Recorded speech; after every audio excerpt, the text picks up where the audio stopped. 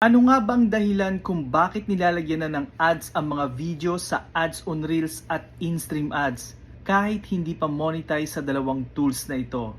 Number 1, dahil sa creator monetization tool.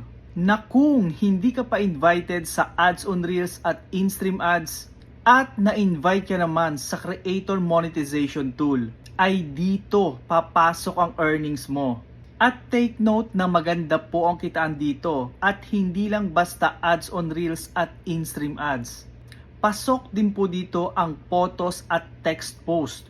At number 2, dahil po sa bonuses program na kung invited na kayo dito ay pwede na po kayo kumita hindi lang basta sa long form video or in-stream ads video.